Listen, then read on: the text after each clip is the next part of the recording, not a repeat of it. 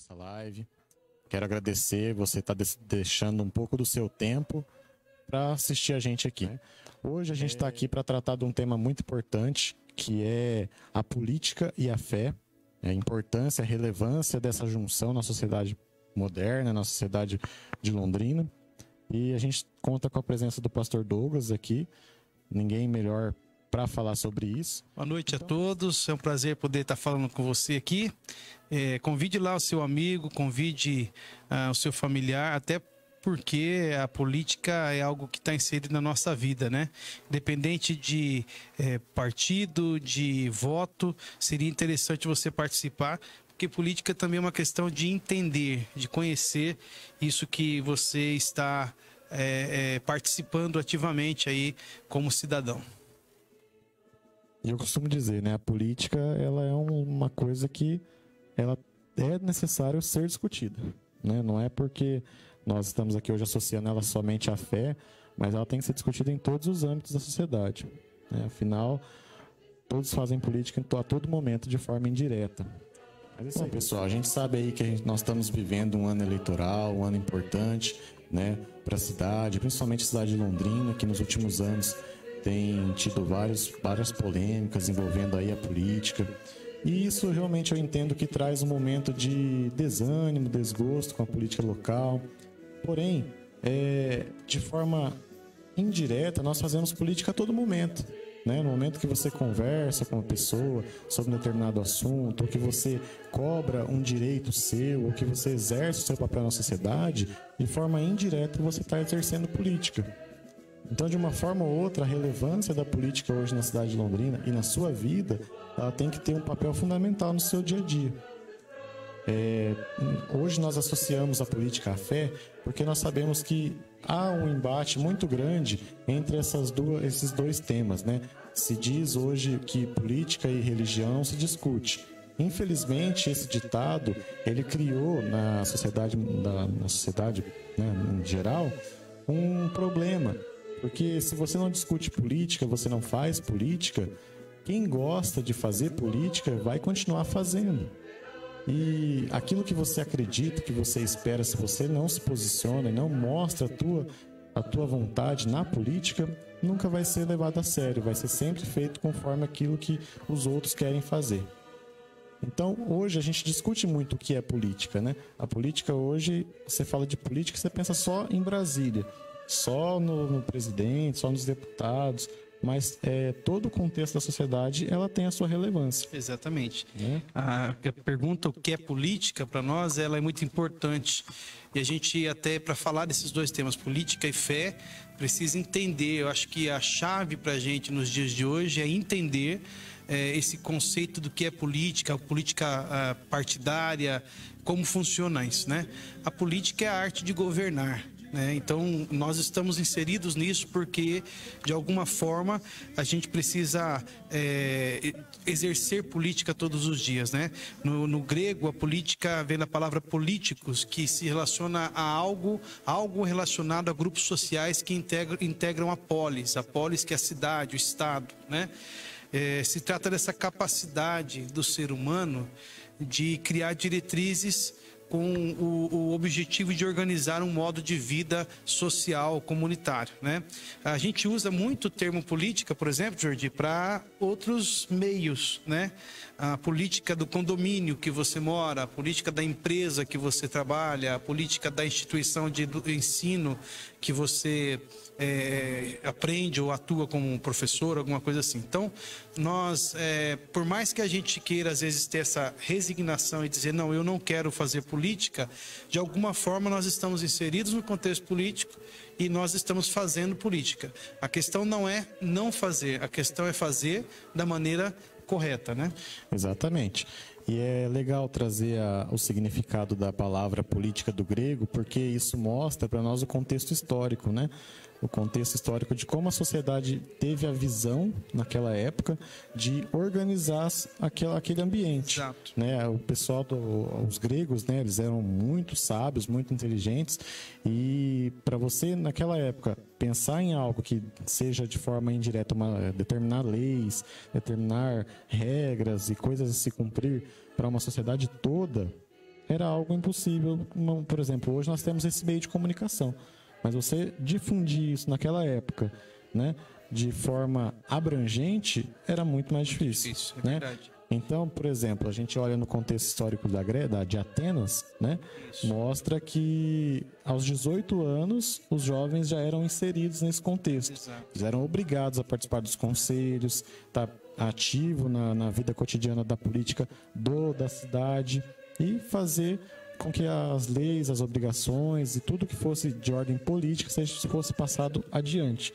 Então, faziam-se 18 anos, cumpriam-se os seus compromissos políticos e aquilo ficava arraizado no coração, na cabeça do jovem. É importante a gente lembrar que a política não é só o voto, não é só o pleito eleitoral e o voto, né? A importância dessa máquina toda que gira em favor das pessoas, é governar em favor de outro, né? Então, quando eu estou exercendo política, essa política de social ou a política no meu âmbito de vida, eu estou trabalhando por mim, mas também pelo outro que vai se servir disso. Então, é uma coisa muito mais abrangente do que só ir lá e votar. Por isso que a gente tem essa cobrança sempre, todo o tempo. Olha, veja bem quem você vota, veja bem quem você vota. Por quê? Porque a gente ficou fixado muito nessa coisa de 4 em 4 anos, ou se a gente for fazer a conta aí, né, 2 em 2 anos, para vereador e prefeito, para governador, presidente, deputado, a gente tem essa dinâmica de ir votar e lembrar disso a cada 2 anos, cada 4 anos, depende do cargo. E quando, na verdade, nós deveríamos fazer parte desse contexto todo da política da cidade. Sabe, Jordi, hoje, em Londrina, existem vários conselhos. Conselho da Infância, Conselho de Segurança Pública, Conselho voltado para a área da saúde, e nós temos pouca representatividade de pessoas cidadãs que vão participar desses conselhos, por exemplo. Em especial no caso da igreja evangélica londrinense, por exemplo, em alguns desses conselhos não existe nenhum representante, ninguém que sente para falar dos anseios da comunidade cristã evangélica, né? Então, fazer política vai além desses 4 em 4 anos de voto, de pleito eleitoral.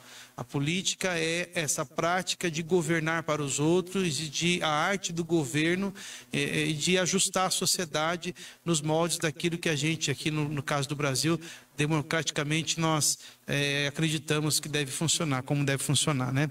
Existe uma diferença, Jordi, entre a política e a política partidária. É interessante a gente tocar nesse ponto, porque partido político é uma coisa, né? E a política é outra, né?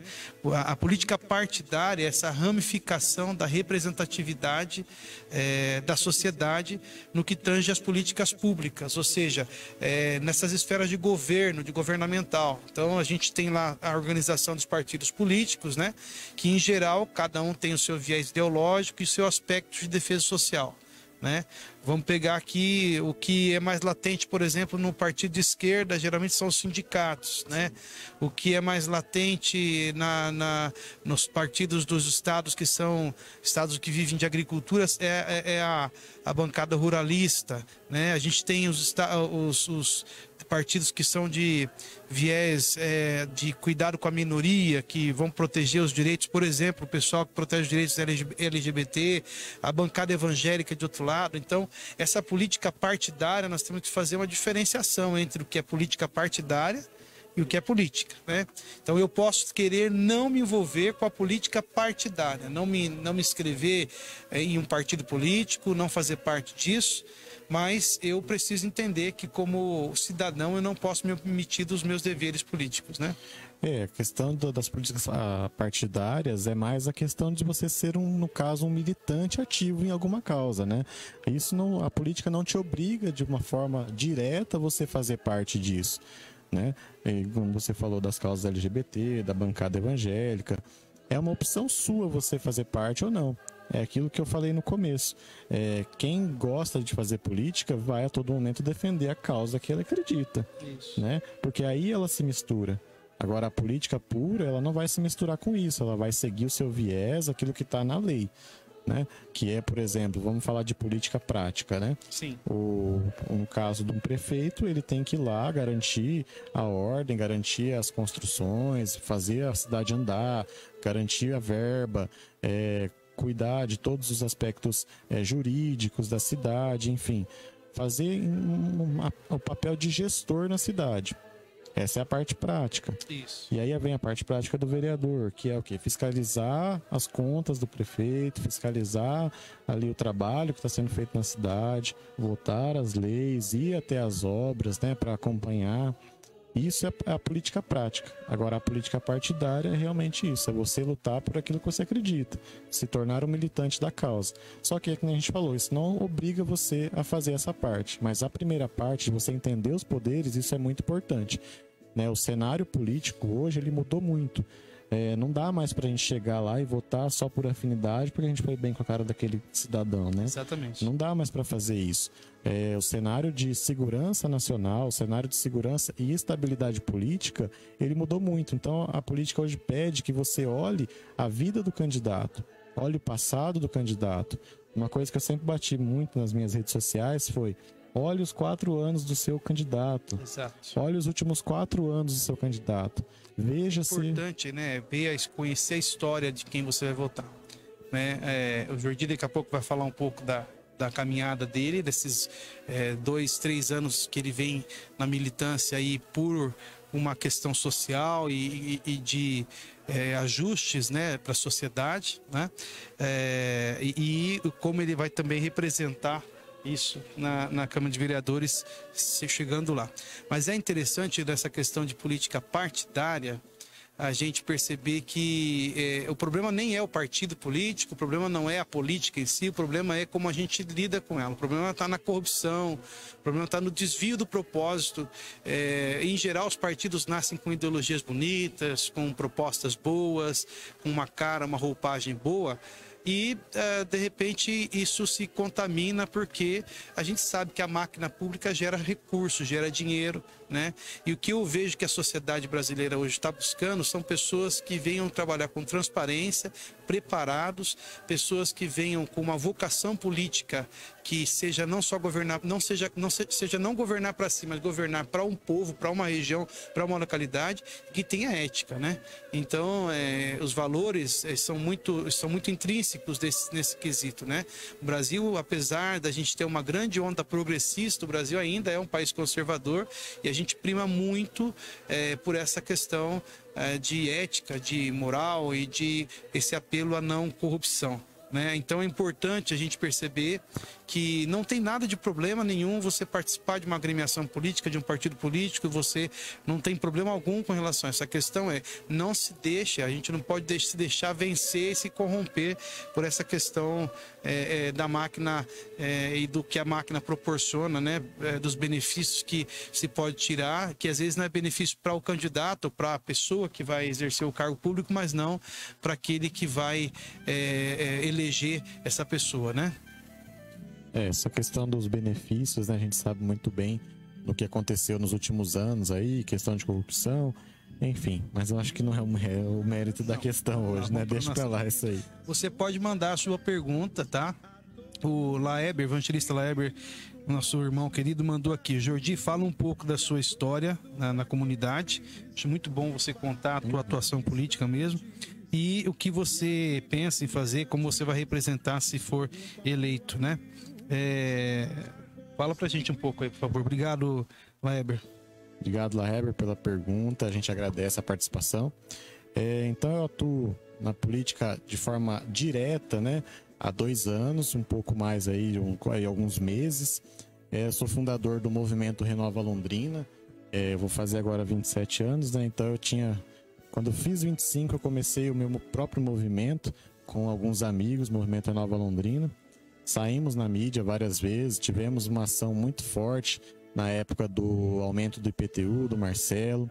Sempre trabalhei ativamente na questão do prazo de entrega das obras de Londrina. A gestão Marcelo, e junto com o secretário de obras, né, eles pecam muito nesse aspecto de entrega de prazo e valor de obra. E eu sempre militei em cima disso. Porque, por exemplo, Douglas, pensa comigo. Você contrata lá um pedreiro para fazer uma obra na tua casa. Você combina com ele que vai custar R$1.000 e 30 dias vai estar entregue. Contrato assinado, fechou. Deu 30 dias. A obra está pela metade e ele vem te pedir mais dinheiro. Você vai contratar outro que te entregue realmente no prazo e economize, ou você vai fazer o que ele está pedindo? Não, você vai contratar outro e tentar resolver o teu problema. Esse é o problema que é crônico na cidade de Londrina, né? Foi por isso que eu mais bati em cima. Mas também não posso deixar de lado a minha crença, os meus valores, né? Sempre que fui à rua, sempre que fui à Câmara Municipal com ética, com transparência, nunca ofendi ninguém naquilo que nós estávamos ali na tribuna, nunca falei mal de ninguém assim, de forma ofensiva, né? Então os nossos valores, eles sempre foram firmados nisso, eles nunca se perderam, né? Também tem alguns compromissos comigo mesmo, com a minha família, né? O compromisso, por exemplo, com a saúde, que é a minha formação. Pretendemos aí trabalhar em prol disso de forma direta, ligada aos serviços de saúde do município, né? Que, para quem não sabe, os serviços de saúde são divididos, né? Então, por exemplo, o posto de saúde e a UPA é responsabilidade do município. Já os hospitais, tipo Zona Norte, Zona Sul, são hospitais que são mantidos pelo Estado, né? Então o meu propósito sempre foi garantir o quê? Que a infraestrutura fosse entregue no prazo, garantindo assim uma economia, garantindo que a lei fosse cumprida, garantindo ali que todos os cidadãos recebessem o seu recurso de volta, sem precisar esbanjar, né? Uma coisa que eu vejo também na Câmara Municipal nos anos que eu tive lá militando é justamente isso. O vereador, ele não faz esse tipo de serviço de rua em nenhum momento. Aí um ano ou meio ano antes e no ano eleitoral ele quer ir para a rua. Ou então toda a entrega de obra ele está lá, né? Então é isso que eu sempre falo para todo mundo. Olha os 4 últimos anos. A rede social ela não é retrógrada, não tem como você postar algo retroativo. Posta lá, entra lá nas redes sociais, olha certinho, você vai ver. Entra na minha também, que você vai ver lá que o nosso trabalho é ativo há muito tempo na cidade de Londrina. Se Deus quiser, em 2021 vai ser maior ainda. Amém. Vamos lá, vamos falar do nosso tema principal. No caso de política e fé, como isso se relaciona, né? Tem um bom texto para a gente poder falar um pouco sobre isso. Eu quero explanar esse texto. Nós vamos projetar ele para você acompanhar comigo, que é o texto de Mateus 22, 17 ao 21. Esse texto diz assim: dize-nos, pois, que te parece? É lícito pagar tributo a César ou não? Jesus, porém, conhecendo a sua malícia, disse: por que me experimentais, hipócritas? Mostrai-me a moeda do tributo. E eles apresentaram dinheiro, e ele lhe disse: de quem é esta efígie e esta inscrição? Dizem-lhe eles: de César. Então ele lhes disse: dai, pois, a César o que é de César e a Deus o que é de Deus, né? Eu entendo claramente que a fé cristã contempla a política, porque a gente percebe que o próprio Cristo, que é o nosso Senhor, aquele que nos fundamentou na fé cristã, ele mesmo deixou claro aqui nas suas palavras, né? Que existem as nossas obrigações com o governo, com o Estado, existem as nossas obrigações com a política da vida diária, né, da caminhada diária. Então, é até interessante que Jesus pergunta de quem que é a inscrição e de quem que é a face, a imagem que está estampada na moeda, né? E é de César, né? Porque a gente sabe que para César o que importa é a imagem dele estampada ali na moeda, na imagem. Mas o que nós, como cristãos, estamos estampando na nossa imagem, né? Então eu acredito que fazer política, como cristão exercer política e viver a política e participar da política não é só uma questão também de dar a César o que é de César, mas é de não se omitir frente à sua obrigação de se manifestar, de manifestar o reino de Deus também, através dessa área também. A fé cristã, então, contempla mesmo a política. Deus deu a Adão o governo do Jardim do Éden. Adão tinha autoridade no governo estabelecido para ele e por Deus lá no Éden, né? Ele tinha autoridade para governar exatamente sobre tudo, né? A política aparece em toda a história bíblica, com seus sistemas de governo, né? A política está sempre inserida. Então, política e fé podem andar juntos. O que não pode andar junto é a corrupção e a fé, a política e a corrupção, né? Os cristãos devem tomar lugares na sociedade, devem exercer o seu sacerdócio na sociedade. Nós precisamos que os cristãos tomem lugares nos conselhos de saúde, nos conselhos de segurança pública, nos conselhos de infância. A gente precisa que os cristãos estejam prontos para representar a nossa fé, representar aquilo que nós entendemos como princípio, como valores, né? Estando presente em todas as áreas da sociedade, né? Nas áreas que a gente pode exercer o nosso sacerdócio, e o governo exercido por um homem, uma mulher cristã, é sempre em favor dos outros e não em favor de si mesmo, né? É um governo em favor dos outros, mas não sobre os outros. Não é uma dominação. A autoridade que Deus nos dá não é para dominar sobre o outro, mas é em favor do outro. Então, é legítimo que homens e as mulheres de Deus também estejam inseridos no contexto político, né? Provérbios, projeta para a gente aí, por favor.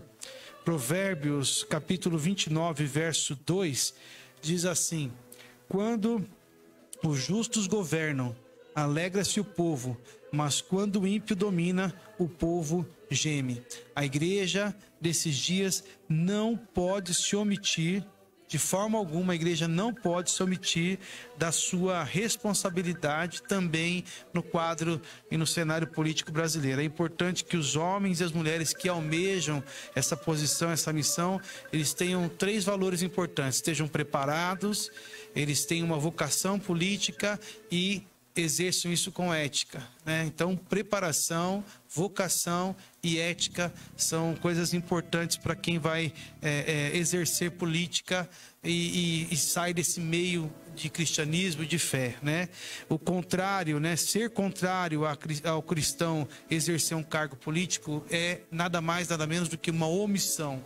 Se nós nos omitirmos e ficarmos aqui, Martin Luther King tem uma frase que eu gosto muito: o que me assusta não é o grito dos maus, mas é o silêncio dos bons, né? Então a gente não pode se omitir frente a essa questão da política e da participação do cristão na política.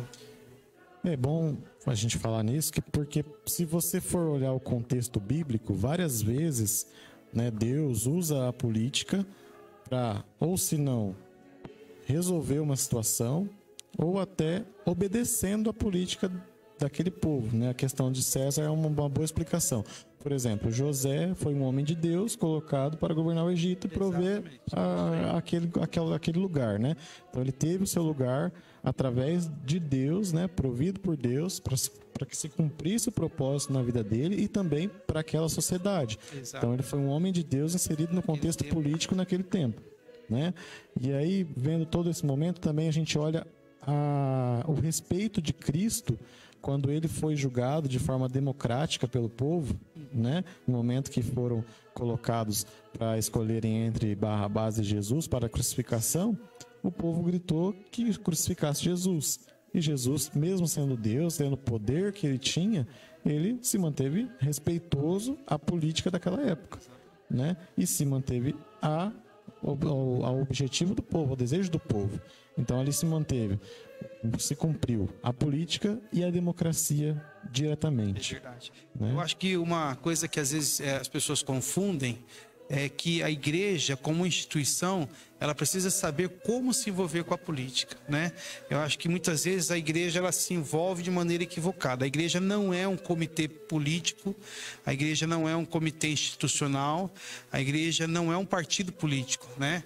Então a gente não pode usar da estrutura, da máquina da igreja no sentido de colocar uma pessoa lá na Câmara de Vereadores ou na Câmara de Deputados para que essa pessoa venha trazer um benefício para uma comunidade específica, para uma denominação específica. Não. Nós temos que trabalhar para que as pessoas estejam sendo colocadas em cargos eletivos, cargos políticos, com a intenção de governar para uma cidade, para um estado, para uma nação. não é? O que nós temos que usar os benefícios de ter um povo grande, de ser um povo cristão, de ser um povo unido em alguns aspectos, para que quando essa pessoa chegar lá, ela exerça o seu mandato não para um grupo de pessoas específicas, mas e inclusive para aqueles que não votaram, que são oposição.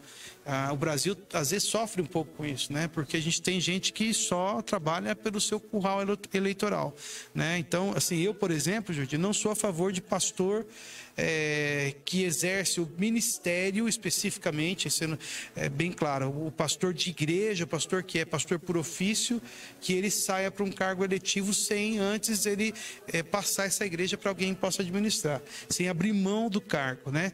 Ou a pessoa decide, vou ficar na política ou vou ser pastor, né? O político com viés cristão, ele não pode trabalhar pensando em si.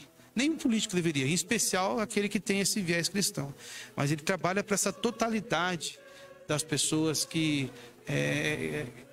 ele representa como um representante do povo lá onde ele está trabalhando, né?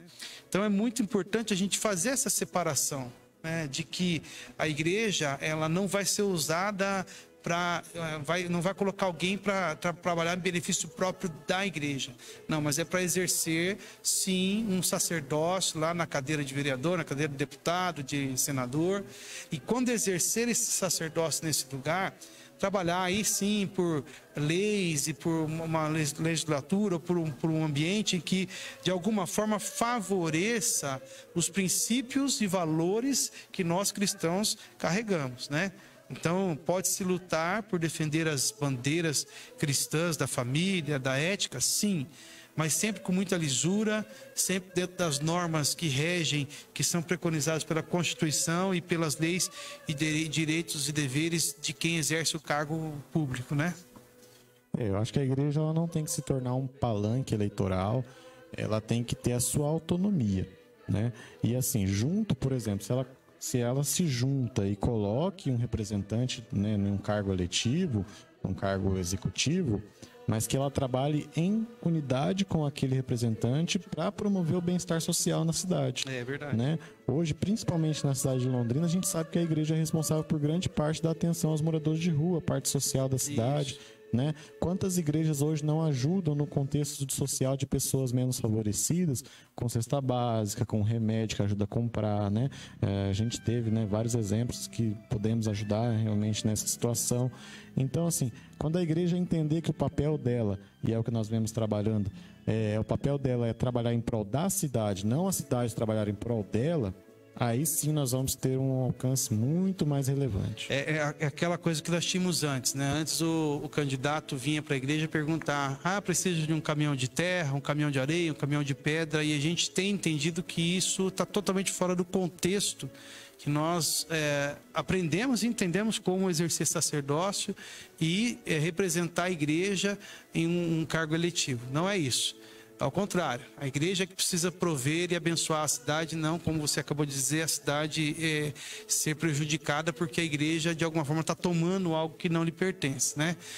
Quando a gente começou a conversar sobre a candidatura do Jordi, já há 3 anos nós conversamos sobre isso, há 2 anos trabalhando mais profundo, nós entendemos que nós devemos preparar os nossos jovens e encaminhá-los para que, ao assumirem essas posições políticas na cidade, eles estejam imbuídos e empenhados em exercer um sacerdócio, e não tem relação com placa de igreja, não tem relação com partido político especificamente, mas com cumprir uma missão de estarmos ali vocacionados, com a postura correta, preparados para que, de alguma forma, a gente leve os princípios e valores cristãos para dentro do ambiente político também, né? Então, nós estamos, assim, hoje falando com você sobre política e fé, até mesmo com esse propósito, de por que falar sobre isso, porque um pastor junto com o candidato, justamente para quebrar alguns paradigmas, quebrar alguns conceitos. para você entender que dá para caminhar junto a fé e a política, desde que isso seja feito com lisura, com cuidado, desde que isso seja feito respeitando tudo aquilo que deve ser respeitado do ponto de vista ético, do ponto de vista moral, mas também do ponto de vista bíblico, né, da palavra de Deus, sem fugir da nossa responsabilidade de exercer o sacerdócio em todos os lugares, né? Então, não só o Jordi, mas aqueles que se levantarem com essa postura, com transparência, que se levantarem com sinceridade, que se levantarem com um coração que propõe realmente exercer o sacerdócio e cumprir com os deveres e direitos cristãos aí, éticos, né? Nós estamos preparados para poder estar juntos e apoiar. É isso aí, é aquilo que a gente conversou. Avalie a postura, avalie a história, avalie as atividades que essa pessoa já fez pela cidade, faça realmente um checklist ali e ore, peça também para que Deus te dê a orientação certa, para que mostre quem que você tem que apoiar, para que a cidade não venha ter somente uma representatividade, mas que a pessoa que chegar lá tenha sim no coração que ela está ali por um propósito e, bem lembrado, por uma missão, né? Para cumprir a missão e a promessa do reino para a vida dela. É isso? É isso aí. Isso aí, siga as nossas redes, compartilhe lá o que você achar que é legal, também pode mandar opinião pelo WhatsApp, através daquele número que nós colocamos, respondo lá, pode ser também através do Facebook, do Messenger lá, manda tua mensagem, a gente está aberto ao diálogo, o negócio aqui é conversar de igual para igual, ouvir e também ver o que dá para ser feito daqui para frente. É isso aí, gente, Deus abençoe. Um abraço, boa noite, tchau, tchau.